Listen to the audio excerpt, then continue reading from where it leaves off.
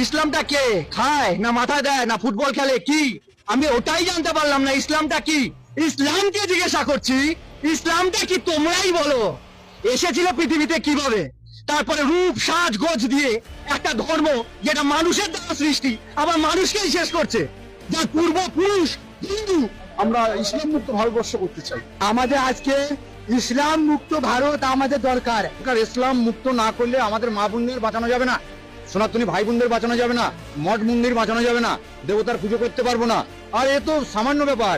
সত্য তেতা দাপরে শয়তান বিনাশ হয়েছে, কলিতে বিনাশ হবে। কলিতে কারা বিনাশ করবে? সাধু সন্ত। সাধু সন্ত বিনাশ করবে। বিনাশকারী সামনে চলে এসছে, ওদের সময় হয়ে এসছে। মমতা ব্যানার্জি হুঁশিয়ার। গোটা ভারতবর্ষে কয়েক কোটি নাগা সন্ন্যাসী আছে, যেটা আমরা মুঘলের সঙ্গে লড়াই করেছিলাম। সারা বিশ্ব বলছে ইসলাম মুক্ত ভারত। যে ভারত সারা বিশ্বকে তাকাচ্ছে, সেই ভারতকে রক্ষা করতে সারা বিশ্ব দাঁড়িয়ে গেছে। এরপরে বন্ধুরা, হিন্দুরা জাগো, কেন ইসলাম মুক্ত ভারত বিশ্ব চাইছে? 1400 বছর আগে ইসলাম তৈরি হয়েছে, 1450 বছর আগে, 1400 বছর আগে ইসলাম পাড়ি দিয়েছে। আমাদের দরকার জিহাদ মুক্ত ভারত, শুধু ভারত না, জিহাদ মুক্ত বিশ্ব। যে জিহাদবাদ বলছে যে মুসলমান ছাড়া কেউ থাকবে না, মুসলমানকে কেটে দাও, আর মুসলমান হয়েও শান্তি নেই। এই তুই শিয়া, তাহলে তোকে কাটবো। এই তুই সুন্নি, তাহলে তোকে কাটবো। তুই আহমদিয়া, তুই বারেলভি, তুই সালাফি, তুই ওয়াহাবি, তুই ইসমাইলি, কাটবো। এই চিন্তাটা মৃত্যু দরকার। এগুলো সব উপধর্ম, ছলধর্ম। আজকে ছলধর্ম করে আজকে ভারতবর্ষটাকে শেষ করার চেষ্টা করছে। ইসলাম ধর্ম ত্যাগ করে মুক্ত করে আমাদের সনাতন ধর্মাবলম্বী হওয়া উচিত, যাতে এই যে হিন্দু জাতি বা সনাতন ধর্মের উপরে যাতে অত্যাচার অনাচার যাতে না হয় সেই প্রতিকার করা উচিত। একজন সাধু বলছিলেন ইসলাম মুক্ত হওয়া প্রয়োজন। ইসলাম মুক্ত কেন? ইসলাম হচ্ছে মানবিকতার শত্রু। টেররিজমটাকে বাঁচিয়ে রাখার ইকুয়াল টু করলে মনে হয় ইসলাম। মনে হয় কি এখন ছবি পরিষ্কার করে দিয়েছে ইসলামই, যে যেখানে টেররিজম, যেখানে মার্ডার, যেখানে যা কিছু XYZ সংবিধানের বিরুদ্ধে, সেটাই ইসলাম। ভারতবর্ষ কোনোদিন ইসলাম ছিল না, ইসলামের শাসনও ছিল না, কেউ ছিল না। কারণ আমরা যদি দেখি ভারতবর্ষের ইতিহাস, সেখানে ছিল শুধু সনাতন ধর্ম। আমরা হিন্দুরা বুঝিনি, যার জন্য আজকে এপারে 35% হয়ে গেছে 6% থেকে। আমি সুমন্ত চক্রবর্তী, পূর্ব বর্ধমান জেলার 31 নম্বর ওয়ার্ডে আমার নিজস্ব পৈতৃক বাড়ি ছিল। আজ আমি 2018 সাল থেকে সেই পৈতৃক বাড়ি থেকে জেহাদি মুসলমানদের অত্যাচারে এক প্রকার তাদের ফতোয়ার জন্য সেই নিজস্ব পৈতৃক বাড়িতে 2018 সাল থেকে ঢুকতে পারছি না। আজকে যে হিন্দু সনাতন ধর্মটা কোথায় যাবে? আজকের হিন্দু সনাতন ধর্ম কোথায় যে দাঁড়াবে? ইসলাম বলে কোনো কথা ধর্ম ছিল না।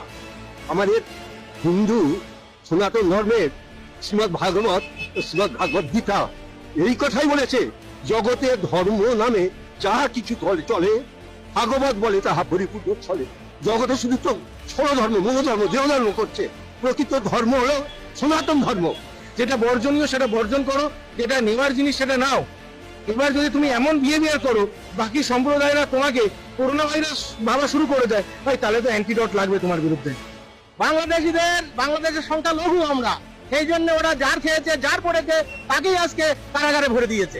কিন্তু ভারতবর্ষ অত সোজা না।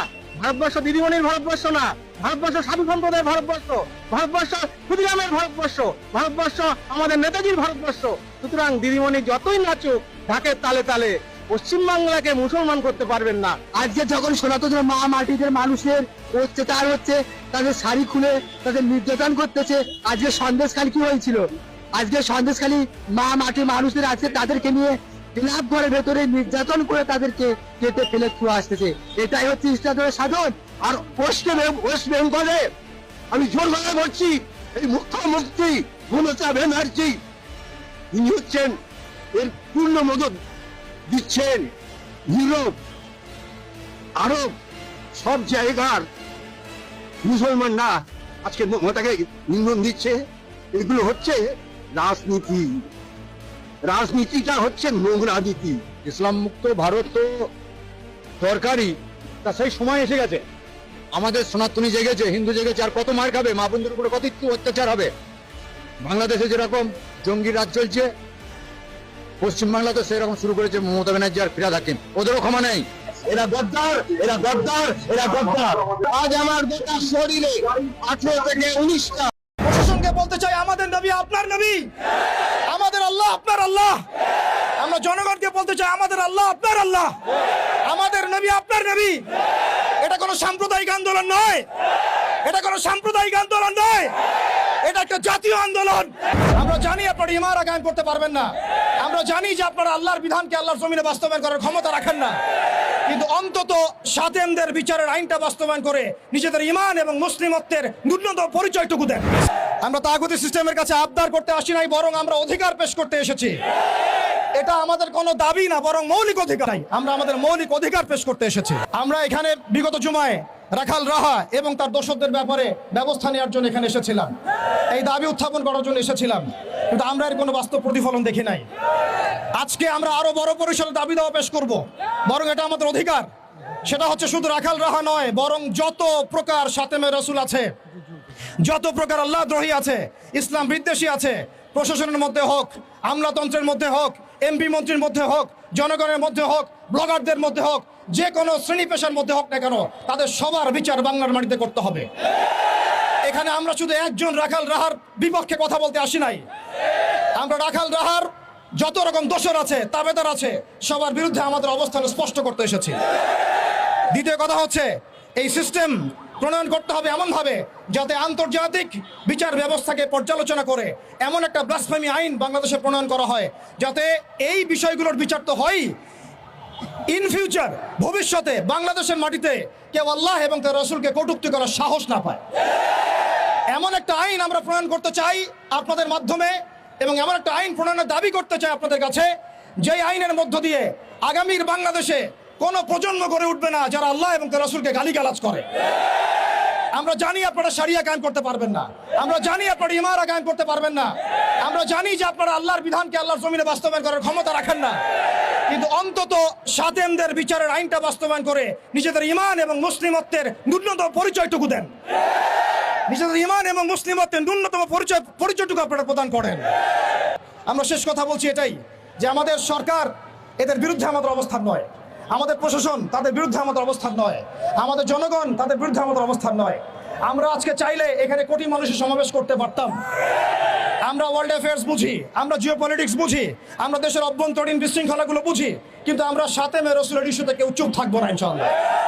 যতদিন পর্যন্ত আপনারা এটা বাস্তবায়ন করবেন না, ততদিন পর্যন্ত বাংলার তাওহীদি জনতা ঘরে কখনোই চুপ করে বসে থাকবে না। অতএব আমরা সরকারকে অনুরোধ করতে চাই, আমাদের নবী আপনার নবী, আমাদের আল্লাহ আপনার আল্লাহ।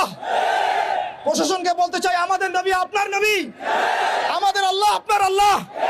আমরা জনগণকে বলতে চাই আমাদের আল্লাহ আপনার আল্লাহ, আমাদের নবী আপনার নবী।